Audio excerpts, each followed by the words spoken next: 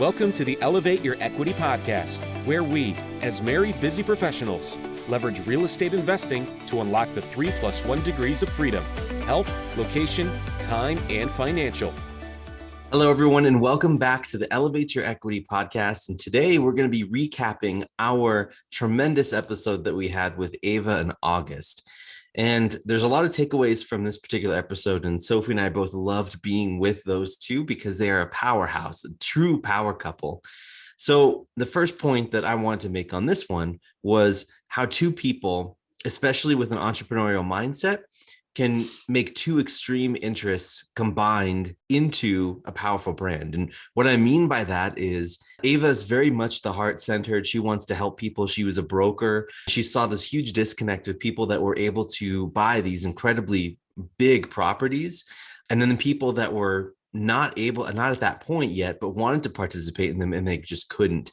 So I love the fact that she was able to take that. And then obviously August is very passionate about underwriting and construction and all the technical pieces of that. And those two extremes combine to form something really beautiful. So I thought that was a really cool thing there with that one. Yeah, like you said, Eva and August are definitely my idea of what a power couple, a true power couple looks like. And just being in conversation with them and hearing about their story, their passion, and how they've scaled and created such a profitable and heart-centered just company with so much integrity. It was so inspiring. So definitely, if you haven't listened to that, make sure you listen all the way to the end. Yeah, I remember there were some goodies there towards the end.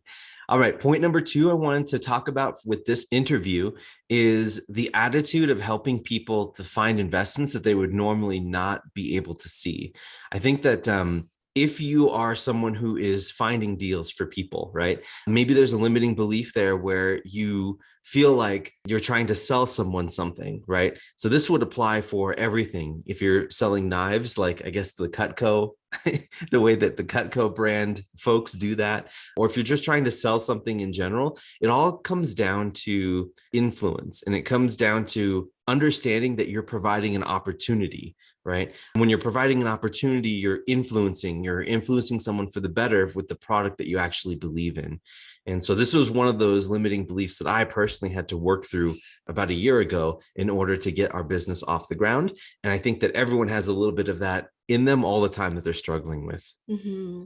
Right. And just because selling and it has such a bad rap and people can associate it with being slimy or, taking advantage of whatever the story around that is.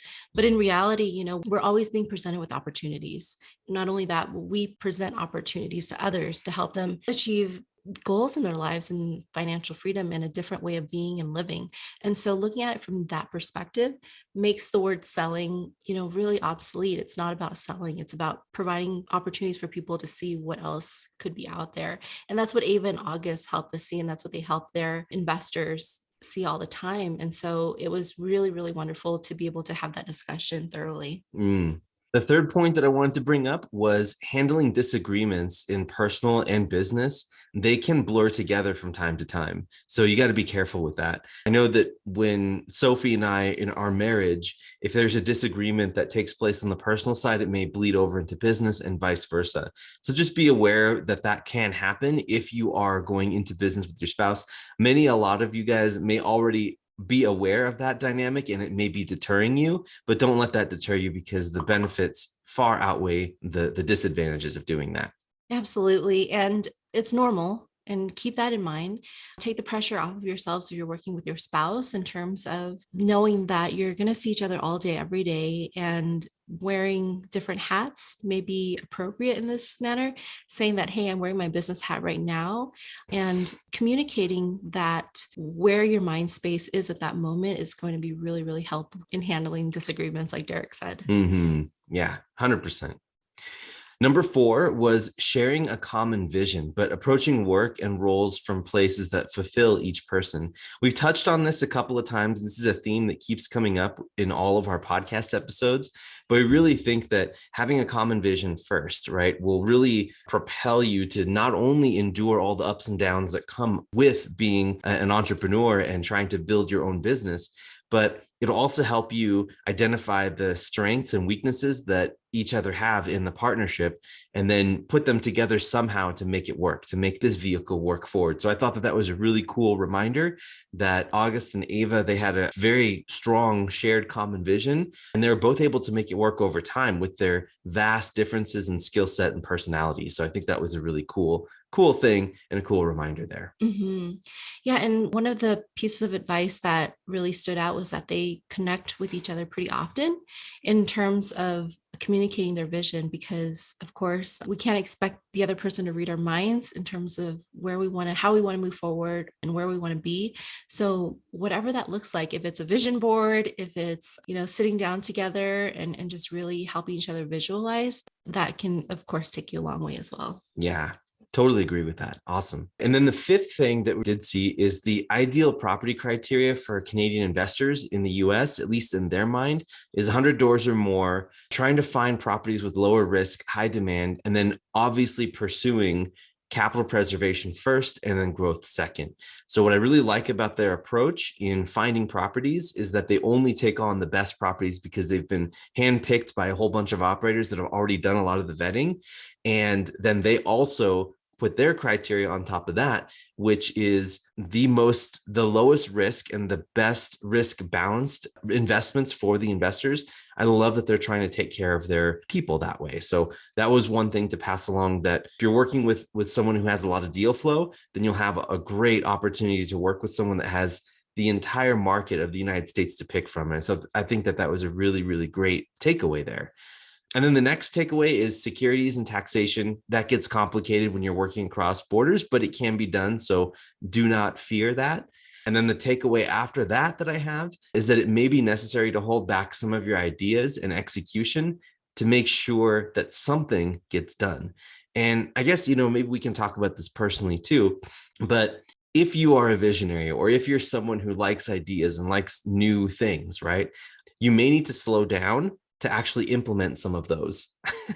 One of the spouses in our interview, I think it was August actually, said that they had so many ideas and they wanted to run in so many different directions. And it was Ava's responsibility to kind of slow it down a little bit so that the commitments that they did make, they were able to execute on, right? That is a little bit frustrating to someone that wants to continue moving faster and faster. But I see that there's a balance there where you need both components. You need the visionary to get the new ideas and to start expanding, but then you also need the execution piece. Mm-hmm. So yeah, and that happens a lot for us too, because I'm very visionary and Derek's very much integrator minded. And so we often akin it to the gas and the brakes, and you need both. Actually, I think that's from a lot of the couples we interviewed, including Ava and August. We've noticed that the most successful couples tend to have a combination of both.